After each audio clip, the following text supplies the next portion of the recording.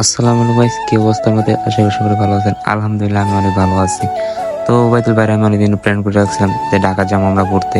তো যেহেতু আছে শনিবার, আজকে আমাদের মার্কেট বন্ধ, তাই ওবায়দুল ভাইয়ের বাসার নিচে চলে আসছি। আর ওবায়দুল ভাইয়ের বাসার নিচে অনেকক্ষণ ধরে দাঁড়া আছে, ওবায়দুল ভাইয়ের আর কোনো খবর নাই।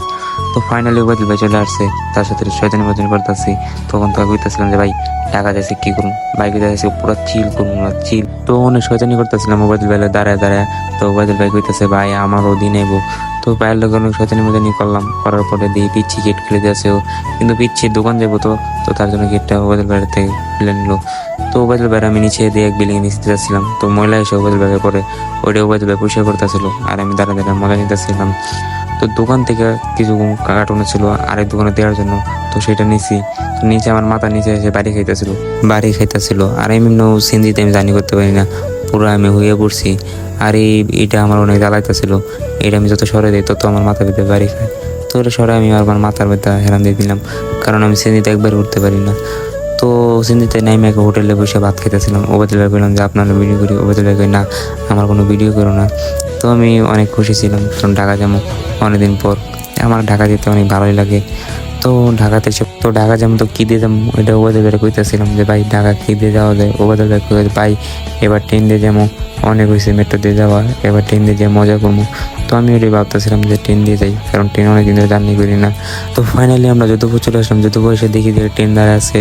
তো আলহামদুলিল্লাহ অনেক খুশি লাগতেছিল, কারণ ট্রেনে উঠে এসে ভিডিও শুরু করছি। আর ওবায়দুল ভাই দিদি আমার কথা ভাই দাদার সামনে জায়গাটা আমার তো আমি কই ভাই দিব না। তো ওখান থেকে আমরা ক্যান্টনমেন্টে চলে আসছি, আর ক্যান্টনমেন্টে এসে অনেকক্ষণ ধরে দাঁড়ায় আছি, গাড়ি ছাড়ার তো কোনো নামই নাই।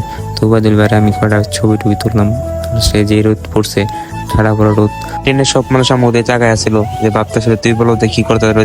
তো দেখতে দেখতে ট্রেনটা ছেড়ে দিছে, আর ওবায়দুল ভাই দিক দিয়ে শয়তানি করতেছে ভাই এবার আমরা জায়গাটা দাও, কিন্তু আমি দিতেছিলাম না, কারণ আমার দরজার সামনে যাইতে অনেক ভালো লাগে। তো ওবায়দুল ভাই আমার বলতে ভাই দাও দাও, কিন্তু কি আমার যার সাথে সে আবার শয়তানি শুরু করছে, সে অনেক একটা মজার মানুষ। তো ডাইরেক্ট কমলাপুর চলে আসছি, কমলাপুর আসার পরে ওবায়দুল ভাই শয়তানি করতেছিলাম, বললাম যে ভাই আপনার অনুভূতিটা কেমন। সে করছে ভাই আলহামদুলিল্লাহ অনেক ভালো, দুদিন মিলে শয়তানি করি, আমরা যিনি দেয় উনি অন্য ছাগলামি করি, কারণ আমরা ছাগলামি করতাম। তো অনেক ঘোরাঘুরি পরে আমরা ফাইনালি চলে আসছি বসুন্ধরা। আর বসুন্ধরা আইসা ওবায়দুল ভাই করতে ভাই আমি একটা কাবার কিনবো, আমার একটা কাবারের দোকান নিয়ে যাও।